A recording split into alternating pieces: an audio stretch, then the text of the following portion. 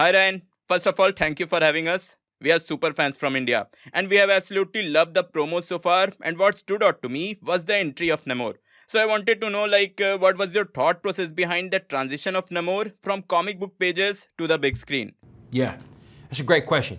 The process of bringing Namor into our film Black Panther: Wakanda Forever was a really fun process, and it was also very tedious. You know, I work with Kevin Feige, obviously, as you would know, and Nate Moore, who's also an executive at Marvel and a producer on the film, and these guys are filmmakers, but they also grew up reading comics. They study comics, and me and my co-writer Joe Robert Cole, we like to do a lot of research as well and make decisions with intention.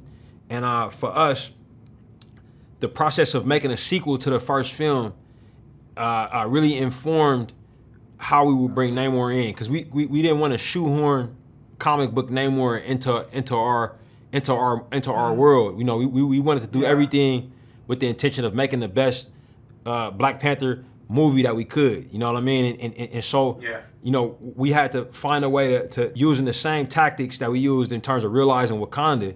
We had to use those same tactics, cultural respect, attention to detail, heavy research, heavy reliance on cultural consultants in terms of bringing Namor and through him Talokan to life in our film. And this is also, with respect to what James Wan is doing and what other filmmakers have done with in terms of bringing Atlantis to life. You know what I mean? In cartoons and in television and in comic book films. We wanted our film to work in concert with those other things. You know what I mean? We wanted to have a healthy respect for the existence of those things out there and make sure that we were telling our story in a way that stood separate and apart of those things. Just as much as we wanted it to be the best movie that we can be, we also know our place in the landscape. You know what I mean? We want to service the fans and make sure that they're getting a full buffet of different options, if that makes sense. We don't want to give them the same thing twice. So I think with that, and in the spirit of our films and our films conversation with the idea of colonization, we said, hey, maybe this Greco-Roman idea has had enough exposure. This idea of Atlantis being Plato's Atlantis. There are other stories and other cultures about islands that have submerged or continents that are hidden. And this idea is it's a human idea that exists in different forms all over the world.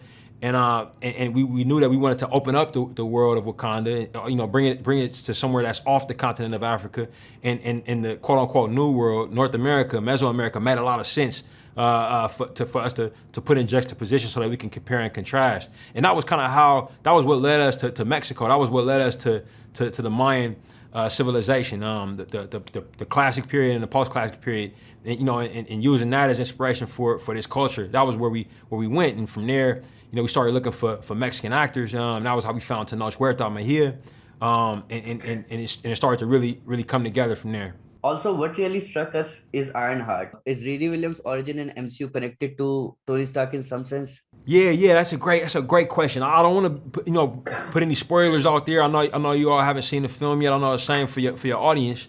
But yeah, there is a connection there between her and Tony, but it isn't.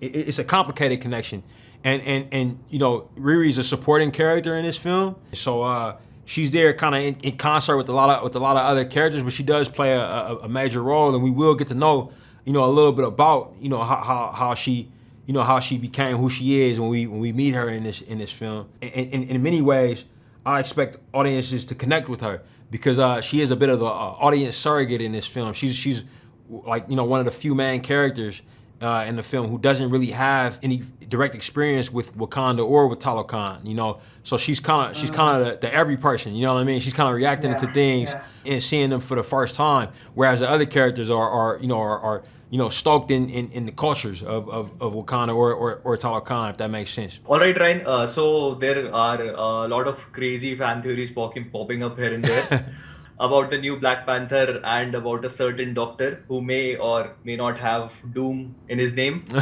So, do you have anything to tell us about that?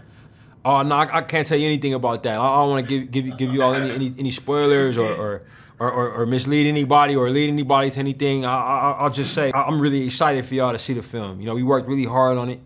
You know, we made it with a lot of care and passion went into it, and we made it with folks like you all in mind. You know, people who really enjoy these characters, enjoy these types of films.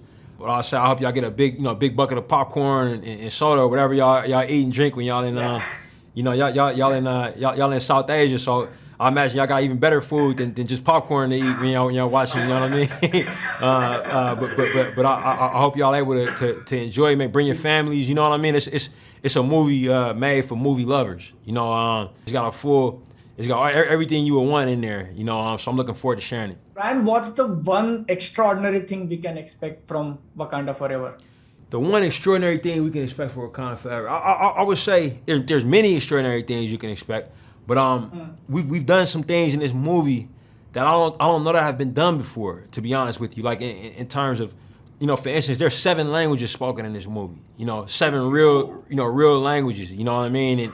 And so it's a movie that's heavily subtitled. You know, which is risky for an action film like this. You know, but in the spirit of just respecting the cultures, you know what I mean? It's something that's taken very serious. You know, we make films in America where a lot of languages are spoken, you know, but also it's the expectation that everybody's going to come to us, you know what I mean, and speak English, you know.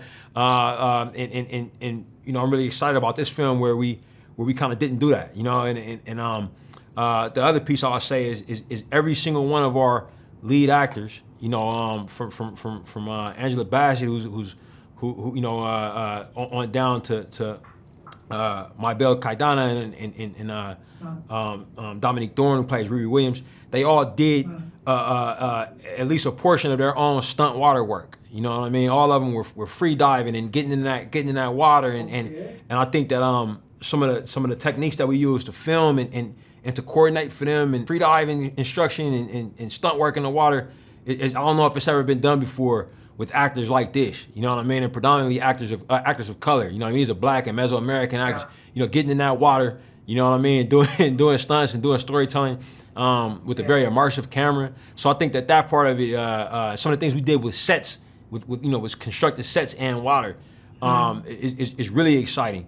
It's really exciting. Okay, Ryan. Thank you. Okay, Thank you, thank Ryan. Y'all take Thank you, care. Ryan. Bye bye.